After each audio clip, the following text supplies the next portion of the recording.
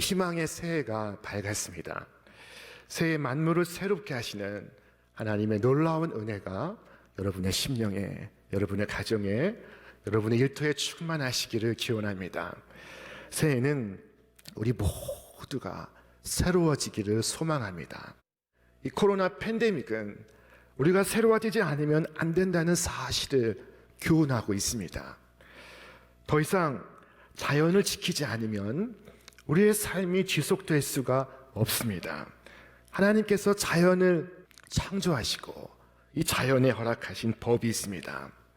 하나님의 법이 있습니다. 먹어야 할 것과 먹지 말아야 할 것이 있고 섞여야 할 것과 섞이지 말아야 할 것이 있습니다. 그래서 인간이 함부로 바꿀 수 없습니다. 자연의 법은 하나님이 주신 것입니다.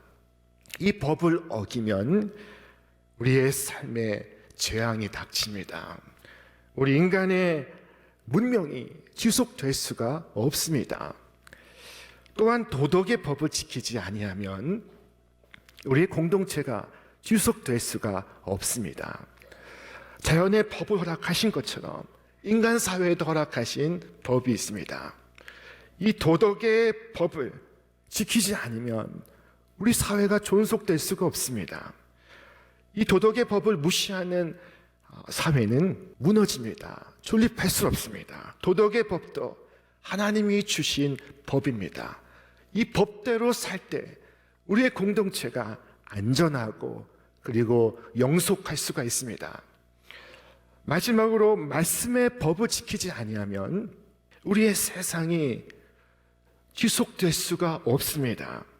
소돔성에 의인 10명이 있었다면 그 성을 멸하지 않았으리라 하나님께서 말씀하셨습니다. 그 성에 말씀의 법을 지키는 의인 10사람이 없어서 그 성은 멸망하고 말았습니다. 말씀의 법을 따르지 않으면 우리의 세계는 지속될 수가 없습니다. 새해 우리는 새로워지기를 소망하고 있습니다. 선지자 예레미야의 때에 이스라엘 역시 새로워져야만 했습니다. 이스라엘이 하나님의 심판을 목전에 두고 있었습니다. 이스라엘 백성이 하나님의 말씀 듣기를 거절했고 그리고 마음에 완악한 대로 행하며 그 마음의 욕심을 쫓아 각자 자신의 우상을 섬기고 있었습니다. 그때 선지자 예레미야가 이스라엘 백성을 향하여 눈물로써 외쳤습니다. 주께서 빛이 사망의 그늘로 변하여 침침한 어둠이 되게 하시기 전에 하나님께 영광을 돌리라. 이스라엘은 새로워질 수 있을까요? 그들은 과연 스스로 새로워질 수 있을까요? 그 전망이 대단히 어둡습니다. 성경은 말씀하기를 굿수인이 그의 피부를 표범이 그의 반점을 변하게 할 수 있느냐? 할 수 있을진데 악에 익숙한 너희도 선을 행할 수 있으리라. 이 말씀은 이런 의미입니다. 이디오피아 사람이 그 피부 색깔을 바꿀 수 있으며 표범이 그 반점을 없앨 수 있느냐? 만약 그렇게 할 수 있다면 악을 행하는 너희도 선을 행할 수 있으리라. 참으로 냉정한 표현이 아닐 수 없습니다.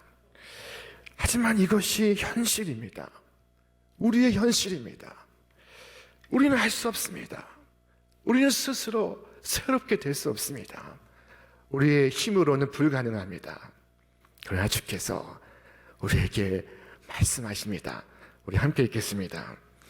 보좌에 앉으시니가 이르시되 보라 내가 만물을 새롭게 하노라 하시고 또 이르시되 이 말은 신실하고 참되니 기록하라 하시고 하나님께서 만물을 새롭게 하시겠다 말씀하십니다. 여러분, 이 말씀이 신실하고 참되니 기록하라고 말씀하셨습니다. 새롭게 되는 것은 새롭게 하시는 이로 말미암아 새로워지는 것입니다. 그런데 새롭게 하시는 이는 하나님이십니다. 내가 아닙니다. 하나님께서 새롭게 하시는 것입니다. 하나님은 창조의 하나님이십니다. 창조의 하나님께서 만물을 새롭게 하실 수 있습니다.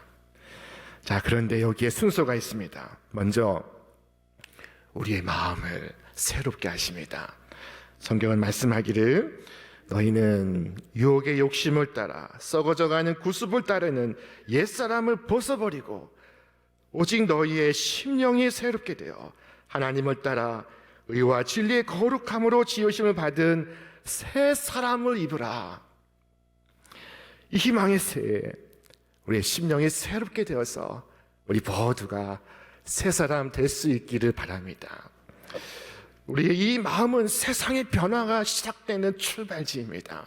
여러분, 우리는 대체로 이 마음을 감정이나 정서의 영역으로 한정하는데 사실 이 마음은 생명의 원천이라 부를 만큼 대단히 중요하고 핵심적인 것입니다.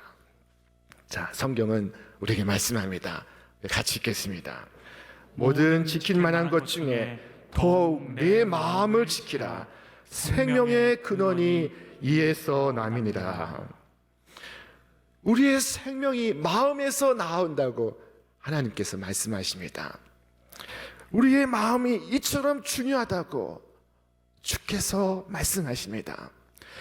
우리는 마음보다 외모가 중요하다고 생각해서 사람을 볼 때는 외모를 보지만 우리 하나님께서는 외모가 아닌 마음을 보십니다. 여러분, 마음에는 여러 가지가 있습니다. 하나님께서 기뻐하시는 마음이 있고 하나님께서 슬퍼하시는 마음, 정죄하시는 마음이 있습니다. 어떤 마음이 하나님께서 기뻐하시지 않는 정죄하시는 마음입니까? 그 첫째는 교만한 마음입니다. 이 교만한 마음의 대표적인 사례는 바벨론 시대의 벨사살 왕이라고 말할 수 있습니다. 이 벨사살 왕이 하루는 화려한 잔치를 열고 귀족을 1000명을 불러서 모든 왕족과 함께 술을 마시고 있었습니다. 근데 술을 마시는 그 술잔이 무엇인가 하면은 예루살렘 성전에서 탈취한 성전의 성물이었습니다. 성전의 컵과 잔이었습니다. 이 벨사살 왕은 마음이 대단히 강팍했고 교만으로 가득 차 있었습니다. 그의 아버지 느부갓네살 왕이 이 똑같이 교만하다가 하나님께 징계를 받은 일이 있었습니다. 그의 아버지 느부갓네살이 마치 들짐승과 함께 거하며 들짐승과 하나가 되어서 소처럼 풀을 먹는 미친 사람이 되어서 7년을 지낸 적이 있습니다. 이것은 예언대로 이루어진 것이었습니다.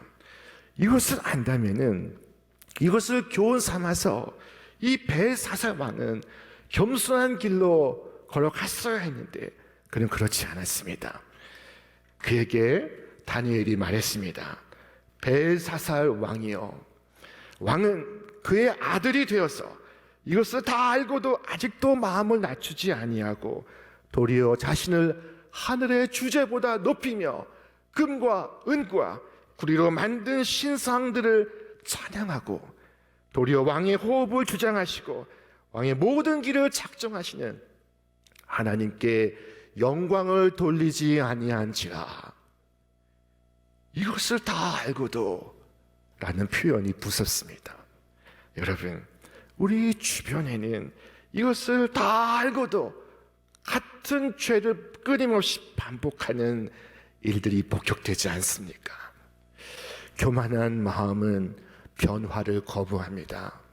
교만한 마음이 있는 곳에 세상은 변화되지 않습니다. 하나님의 능력이 나타나고 계시가 이루어지고 기적이 보이지만 그러나 그 감동과 기쁨은 잠시일 뿐 다시 불신이 머리를 들고 죄악이 그치지 않습니다. 그때 이 벨사살 왕이 술 마시는 그 시각에 그가 보는 앞에서 한 손이 나타나 벽에다 글을 쓰기 시작했습니다. 그 글은 메네 메네 데겔 우바르신 영어 성경은 numbered, weighed and divided 라고 번역했습니다. 메네는 시간을 세웠다. 곧 왕의 나라의 시간을 쟀다. 데겔은 무게를 재었다. 곧 왕의 마음의 무게를 재어 보았다. 그리고 우바르시는 그리고 나누었다. 나라가 나뉘었다라는 의미입니다. 자, 그날 밤에 메대와 바사 연합군이 침범해서 이 벨사살 왕을 죽이고 바벨론을 멸망시킵니다. 나라가 두 쪽으로 나뉘게 되었습니다. 여러분, 하나님은 우리의 마음을 헤아리십니다. 하나님께서 마음을 지으셨기 때문입니다. 보석 세공이니 금과 은을 판단하듯이 하나님은 우리의 마음을 판단하십니다.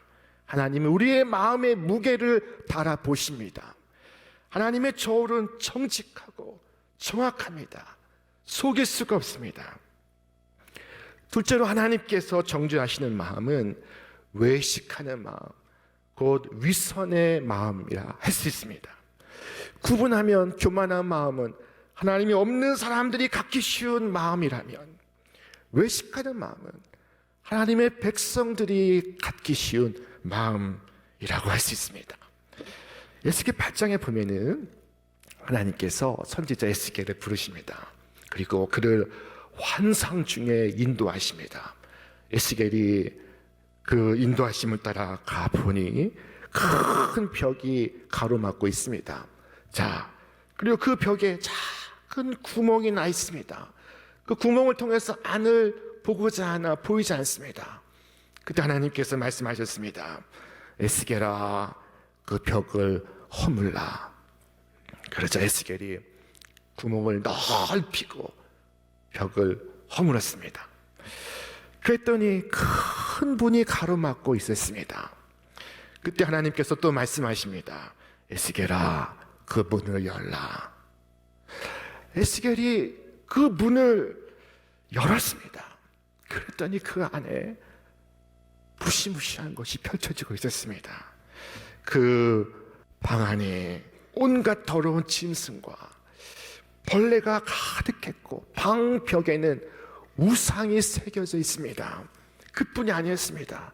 에스겔이 깜짝 놀란 것은 이스라엘의 장로 70명이 그 우상 앞에서 분향하고 있는 것이었습니다. 하나님께서 에스겔에게 말씀하십니다. 너는 지금 이스라엘 백성이 하는 일을 보느냐? 이 사람들이 입술로는 나를 섬긴다 하지만은 실상 자기 마음 깊은 곳에 더러운 것으로 가득하고 실상은 우상을 섬기고 있노라. 이 사람들은 내가 이것을 보지 못하는 줄 알지만 내가 이것을 분명히 보고 있노라. 여러분, 하나님의 눈을 피할 수가 없습니다. 하나님의 시선으로부터 숨을 수가 없습니다. 옛날 고서에 신목여정이라는 말이 있습니다. 신의 눈이 번개와 같다라는 것입니다. 여러분, 제일 밝은 것이 번개불이 아니겠습니까? 하나님의 눈은 번개불과 같아서 우리 마음 깊은 것을 살피십니다. 그러므로 하나님께 숨길 수가 없습니다. 외식하는 마음, 그것은 주께서 싫어하시는 마음입니다. 그것은 교만한 마음과 같이 변화를 거부합니다. 그 마음에 있는 것에 새로운 세상을 기약할 수가 없습니다. 그러나 주께서 기뻐하시는 마음이 여기 있습니다. 그것은 죄를 뉘우치고 하나님을 두려워하는 마음입니다. 그것은 깨어진 마음이요, 통회하고 자복하며 깨어진 마음입니다. 그것은 겸손하고 낮아진 마음입니다. 오직 선한 것을 생각하고 깨끗한 것을 사랑하며 죄악을 슬퍼하는 마음입니다. 거룩을 위해 탄식하는 마음입니다. 의롭고 순전하고 신실한 마음입니다. 부드럽고 진실하며 간절한 마음인 것입니다. 여러분, 이 마음이 있으시니까 우리의 심령에 새 마음이 부어지기를 기원합니다. 나의 생각을 붙잡아서 그리스도께 복종하시기를 바랍니다. 주께서 말씀하십니다. 우리 같이 읽겠습니다. 우리의 싸우는 무기는 육신에 속한 것이 아니요 오직 어떤 견고한 진도 무너뜨리는 하나님의 능력이라. 하나님 아는 것을 대적하여 높아진 것을 다 무너뜨리고 모든 생각을 사로잡아 그리스도에게 복종하게 하니. 모든 생각을 붙잡아 그리스도에게 복종하시는 이 한 해가 되시기를 바랍니다. 그러므로 너희는 이 세대를 본받지 말고 오직 마음을 새롭게 함으로 변화를 받아 라고 말씀하십니다. 마음을 새롭게 함으로 변화를 받으라. 변화가 내 마음에서 시작됩니다. 제가 아는 어떤 분은 불평과 불만으로 가득했던 분이 있습니다. 늘 세상을 저주합니다. 늘 입에 욕이 붙어 있습니다. 세상이 더럽고 악하고 망할 세상이라는 것입니다. 그 날마다 세상을 저주했습니다. 그의 미래가 보이지 않았습니다. 그러던 그가 죽을 병에 들게 되었습니다. 그런데 놀랍게도 그가 하나님을 만나게 되었습니다. 그가 이제 두 손을 모으고 기도도 합니다. 자, 그리고 하늘을 보고 화단에 핀 꽃을 보면서 이렇게 말하는 것이 아니겠습니까? 하나님, 세상이 이렇게 아름다운 줄 이전에 미처 몰랐습니다. 여러분 보십시오. 세상이 바뀌었습니까? 세상은 같지 않습니까? 그러나 마음을 새롭게 함으로 변화를 받아 그의 세상이 새로워졌습니다. 여러분, 얼마 전까지 세상을 저주하고 세상에 절망하며 신음하던 그였지만 지금 그는 나무가 춤을 추고 새들이 말을 걸고 밤하늘의 별들이 노래하는 소리를 들을 수가 있습니다. 이 새해 첫 시간 우리 주님께 내 마음을, 나의 가슴을 넓게 여시기를 바랍니다. 그러면 주님께서 내 마음에 오사 내 마음을 새롭게 하실 줄로 믿습니다. 주님이 원하시는 것, 그것은 바로 내 마음인 것입니다. 주께서 말씀하셨습니다. 우리 같이 읽겠습니다. 내 아들아, 내 마음을 내게 주며 내 눈으로 내 길을 즐거워할지니라. 내 아들, 내 딸, 네 마음을 내게 주며 라고 말씀하고 있습니다. 여러분, 하나님 외에 누가 나에게서 마음을 주장하실 분이 있겠습니까? 이스라엘은 하나님께 번제로 제물을 바쳤습니다. 양도 바치고 소도 바치고 하늘에 나는 새도 바쳤습니다. 그런데 이스라엘이 바치지 않은 것이 하나 있습니다. 그것은 물고기였습니다. 생선을 바치지 않았습니다. 왜 이스라엘은 제사에서 생선을 바치지 않았을까? 그것은 이 물고기를 산채로 제단에 드릴 수가 없었기 때문이었습니다. 바다에서 잡아 육지로 가져오면서 이미 그 심장이 부패하기 시작합니다. 깨끗한 마음을, 온전한 마음을 드릴 수가 없습니다. 하나님은 마음을 받으시는 분이시기 때문에 이스라엘은 물고기를 바칠 수가 없었습니다. 여러분, 우리가 마음을 드릴 때 우리의 마음에 하나님은 당신의 사랑을 가득 담으십니다. 하나님의 마음을 얹으십니다. 하나님의 마음은 사랑 그 자체이십니다. 우리 말씀 읽겠습니다. 성령으로 말미암아 하나님의 사랑이 우리 마음에 부은 바 됨이니. 여러분, 여전히 하나님께 여러분의 마음을 드리고 있습니까? 여러분의 마음이 여전히 하나님과 가까이 머물고 있습니까? 여러분, 이 새해 첫날, 이 첫째에 마음에 결단하시기를 바랍니다. 주님, 내 마음을 받으시옵소서. 내 마음을 온전히 주님께 드림으로 나의 삶이, 나의 가정이, 나의 세상이 영원토록 주님과 함께 있기를 주님의 이름으로 축원합니다. 마음을 누가 강제로 시켜서 드릴 수가 없습니다. 이것은 기꺼이 자발적으로 즐거운 마음으로 스스로 해야 하는 것입니다. 마음을 반만 잘라서 드릴 수도 없습니다. 그것은 이미 죽은 마음입니다. 주께서 말씀하셨습니다. 너는 마음을 다하고 뜻을 다하고 힘을 다하여 네 하나님 여호와를 사랑하라. 여러분이 말씀에 순종하여 올 한 해 온 마음으로 주님을 사랑하시기를 결단하시기를 바랍니다. 주님께 마음을 여시기를 바랍니다.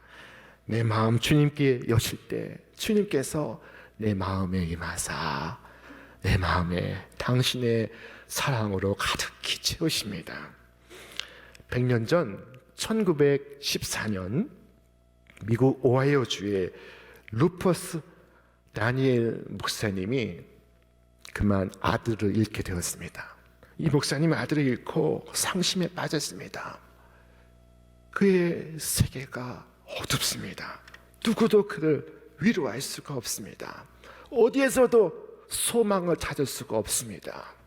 그럼 그가 새벽 침상에서 일어나 그의 마음을 열고 다시 하나님을 초대합니다. 그때 그에게 놀라운 회복과 갱신이 일어나기 시작했습니다. 그때 그가 지은 시가 우리 찬송가 289장입니다. 이 찬송가는 100년 전에 우리나라에 소개될 때도 289장에 수록이 되었는데 100년 후인 지금도 289장에 담겨 있습니다. 주 예수 내 맘에 오신 후 변하여 새 사람 되고 내가 늘 바라던 찬빛을 찾음도 주 예수 내 마음에 오심. 이 찬송은 일제시대에 소개되어서 암흑기에 불려진 찬송이었습니다. 세상이 어둡고 캄캄할 때 우리 한국교회가 이 찬송을 불렀습니다. 주께서 내 마음에 오심을 찬송했습니다. 그들은 일제의 핍박과 박해 속에서 기쁨을 노래하였습니다. 여러분, 새해 정말로 새해가 되기 위해서 주님께서 내 마음에 오시기를 바랍니다. 주님만이 새롭게 하실 수 있습니다. 주님만이 나를 새롭게 하십니다. 주님은 못하실 것이 없습니다. 인생에서 누구도 우리를 새롭게 하지 못합니다. 부모가 아무리 숱한 말로 자녀를 가르쳐도 아이를 새롭게 할 수 없습니다. 잔소리가 될 뿐입니다. 그러나 주님은 우리를 새롭게 하실 수 있습니다. 주님, 내 마음을 주님께 열었사오니 주님 내게 오시옵소서. 우리 가정에 오시옵소서. 이 죄와 사망의 땅에 오시옵소서. 오셔서 나를 새롭게 하시며 만물을 새롭게 하여 주시옵소서. 올 한 해 이 새롭게 하시는 주 하나님의 은혜를 끊임없이 경험하는 선물과 같은 새해가 되시기를 주님의 이름으로 축원합니다. 오직 심령으로부터 새롭게 되어서 천국을 사는 여러분과 제가 되기를 주님의 이름으로 축원합니다. 축원합니다.